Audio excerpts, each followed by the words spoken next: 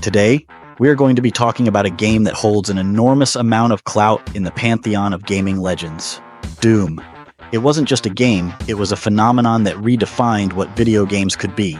Before Doom, first-person shooters existed, but they were largely experimental niche experiences. Doom came along and cranked the volume up to 11, delivering fast-paced action, gritty atmosphere, and groundbreaking technology that felt like stepping into a nightmare of heavy metal carnage. Doom also became a cultural milestone, celebrated for its innovative approach to technology and multiplayer gameplay. The game's shareware model, a free-to-play introduction that encouraged players to buy the full version, spread like wildfire, making Doom a household name almost overnight. Of course, Doom wasn't without controversy. Its gory visuals, satanic imagery, and high-octane violence sparked waves of moral panic. For its detractors, Doom was a symbol of everything wrong with video games. For its fans, it was a celebration of everything video games could be. In many ways, Doom became more than a game. It became a genre-defining blueprint. Words like Doom clone were coined as competitors tried and failed to replicate its success.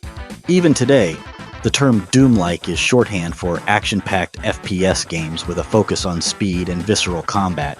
If you're holding a controller, aiming down sights and blasting enemies, you owe a debt to Doom. It's a game that bridged eras, moving gaming from pixelated simplicity into a bold new world of immersive experiences. Doom's story is minimalist, but that's part of its charm.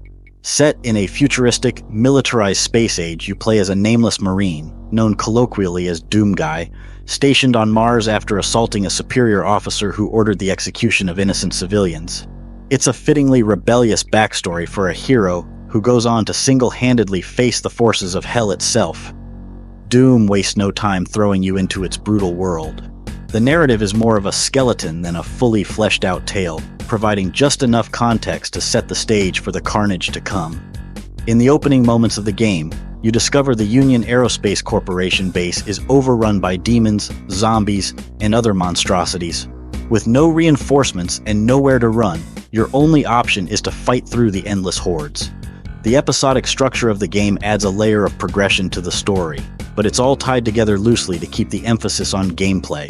The first episode, Knee Deep in the Dead, takes place on Phobos, where the player starts with basic weaponry and gradually discovers the true extent of the demonic invasion. Episode 2, The Shores of Hell, transitions to Deimos, the second Martian moon, which has been physically merged with Hell itself.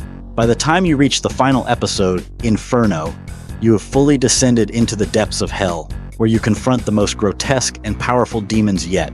While Doom lacks traditional cutscenes or detailed exposition, its environmental storytelling is remarkably effective.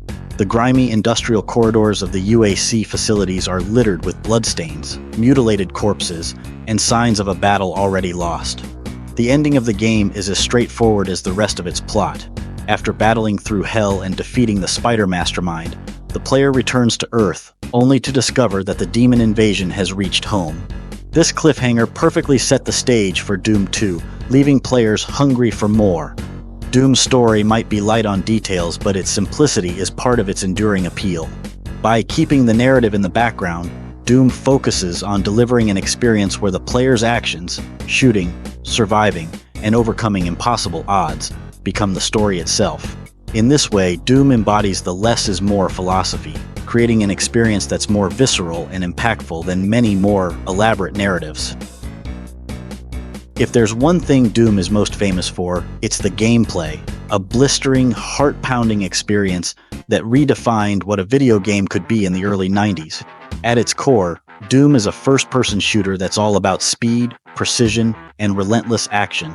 It doesn't just challenge you to survive, it demands that you dominate the battlefield with quick reflexes and strategic thinking. Even decades later, Doom's gameplay is as addictive and satisfying as ever, proving that great design stands the test of time. Combat is fast and frenetic, but it's not just about shooting everything in sight. Doom encourages players to master movement and positioning. Strafing around enemies, dodging projectiles, and managing your resources are crucial skills. Ammo is limited, health packs are finite, and even the mighty Doom Guy can be overwhelmed if you're not careful. The game's challenge lies in balancing aggression with tactical awareness, creating a flow state that's both exhilarating and rewarding. Doom quickly spoils you with an arsenal that feels legendary even by today's standards. The shotgun, for instance, is one of the most iconic weapons in gaming history, delivering a satisfying punch with every blast. Then there's the chain gun, perfect for mowing down hordes of weaker enemies, and the rocket launcher, which brings explosive joy to tougher battles. For those truly apocalyptic moments, Doom's plasma rifle and the ultimate weapon, the BFG 9000, make you feel unstoppable, even against the deadliest foes. The enemies you face are as much a part of the gameplay magic as the weapons in your hands. Doom's roster of demonic foes is diverse and intelligently designed, each with distinct behaviors and attack patterns. Doom's level design is another standout feature, blending sprawling labyrinths with clever layouts that challenge players to think as much as they shoot. While the early levels ease you into the mechanics, later stages become more complex, filled with hidden rooms, secret pathways, and traps that keep you on your toes. One of Doom's most unique features was its use of verticality and elevation changes. Even within its 2.5D engine, though you couldn't look up or down, Doom used clever visual tricks and level design to simulate height and depth, creating a sense of scale that was revolutionary at the time.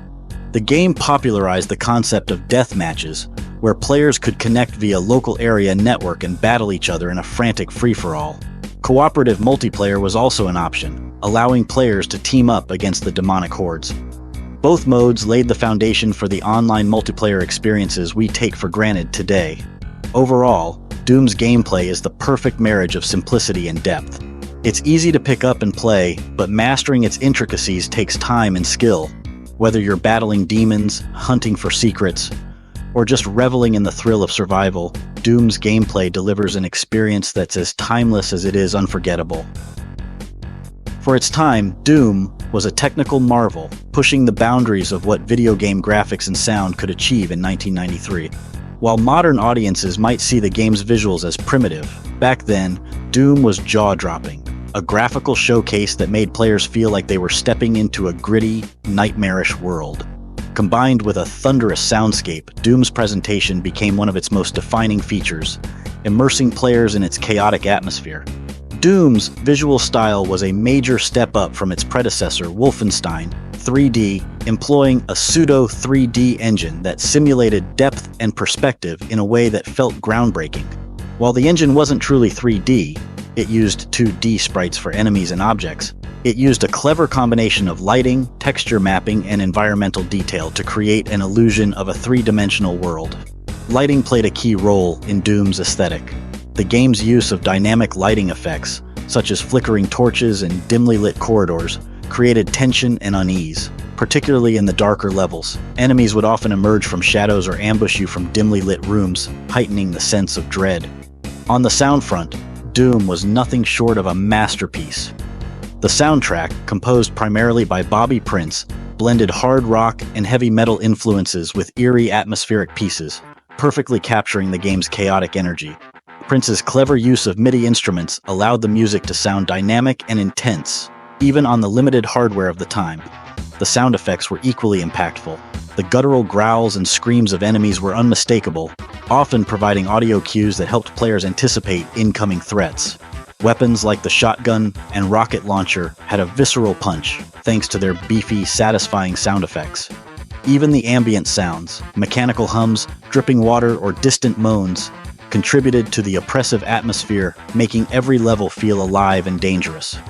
The game's technical achievements on the audio-visual front weren't just for show, they also made Doom scalable and accessible. The engine was designed to run on a wide range of hardware, meaning players with top-of-the-line machines could experience Doom with higher resolutions and smoother performance, while those with older systems could still join in on the fun with scaled-back settings. This flexibility helped Doom reach an even wider audience, cementing its status as a must-play title of its era. In the end, Doom's graphics and sound weren't just impressive for their time, they were integral to the experience. Together, they created an immersive, hellish world that drew players in and refused to let them go. The combination of visceral visuals and a thunderous soundscape turned every encounter into a heart-pounding battle for survival, ensuring that Doom wouldn't just be played, it would be felt. Doom's legacy is nothing short of legendary. When ID Software released the game in December 1993, they didn't just create a hit, They laid the foundation for an entire genre and reshaped the future of video games. Doom's impact extends far beyond its initial release, influencing game design, technology, and even gaming culture in ways few other titles can claim. First and foremost, Doom revolutionized the first-person shooter genre. While Wolfenstein 3D had introduced the basic idea of a shooter from a first-person perspective, Doom refined it to near perfection. It introduced fast-paced action, intricate level design, and the arsenal of weapons that have since become staples of the genre. Terms like Doom clone became common in the mid-90s as developers scrambled to replicate its success, leading to a flood of FPS games that borrowed heavily from Doom's design. Beyond gameplay, Doom's technical achievements had a profound influence on gaming. The Doom engine was a marvel of its time, capable of rendering detailed environments and smooth gameplay even on modest hardware. It wasn't just the engine's power that set it apart, it was its openness. ID Software released modding tools that allowed players to create their own levels, modify game mechanics, and share their creations with others. This marked the birth of the modding community. Culturally, Doom became a phenomenon. The game's shareware distribution model allowed millions of players to access the first episode for free, creating a wave of word-of-mouth hype that made Doom a household name. This approach not only boosted sales but also set a precedent for how games could be marketed and distributed. Of course, Doom's violent and satanic themes also made it a lightning rod for controversy. Politicians and media outlets frequently cited Doom as an example of video games' supposed moral decay, sparking debates that continue to this day. It was even infamously linked to real-world tragedies, though these claims were largely unfounded. Regardless of the controversy, it's undeniable that Doom pushed the boundaries of what games could depict, forcing the industry to grapple with questions about violence, artistic freedom, and regulation. Doom's legacy doesn't just rest in the past, it continues to thrive in the present. The series has seen numerous re-releases, ports, and sequels, with 2016's Doom and 2020's Doom Eternal serving as modern reinterpretations of the franchise. These games prove that Doom's core formula, fast-paced action, over-the-top violence, and a killer soundtrack remains as compelling today as it was in 1993.